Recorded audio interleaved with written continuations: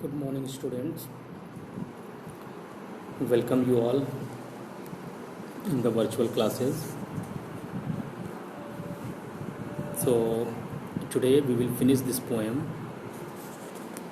This is the last stanza of the poem which we were studying, The Psalm of Life by W.H. Longfellow. So, one stanza is left only, and it is very important also. So first of all, just have a look on the hard and difficult words. So सबसे पहले हम क्या करेंगे, in the same way ही करेंगे. सबसे पहले हम इसमें डिफ़िकल्ट वर्ड्स देखेंगे, कोई ऐसे शब्द तो नहीं कठिन हो जो. ओके, सो सबसे पहले हम इसमें थोड़े से कठिन शब्द देख लेते हैं क्या हैं कि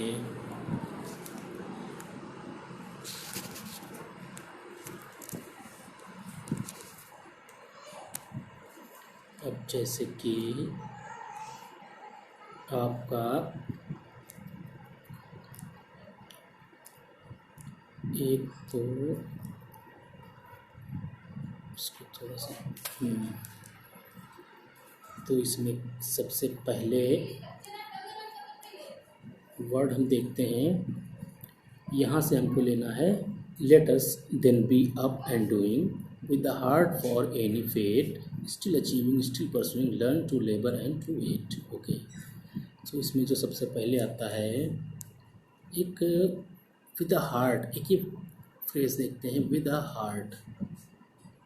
इसको नोट करिए. सबसे पहले विद द हार्ट मीन्स होता है with determination.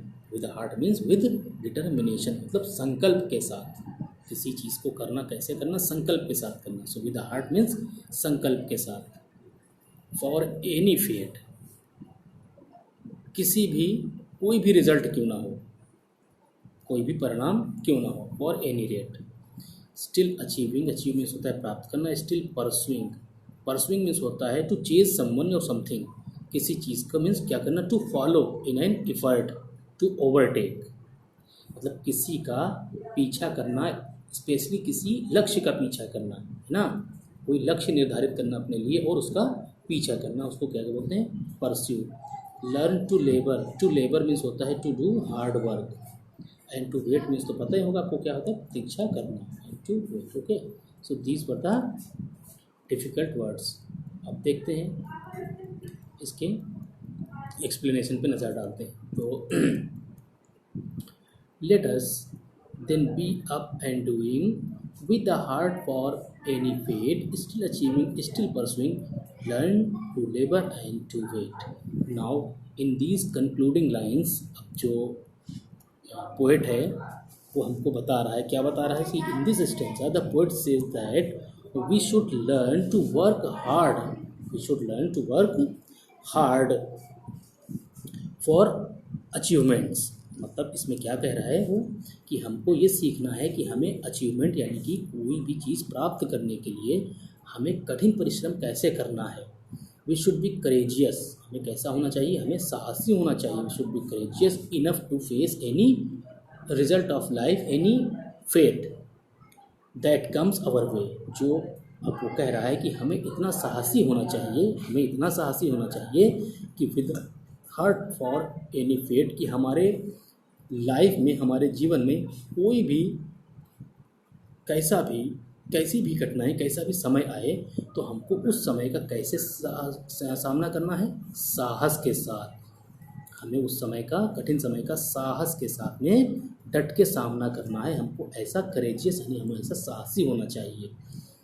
But we should not worry about the reward of our hard work still achieving still pursuing learn to labour and to wait.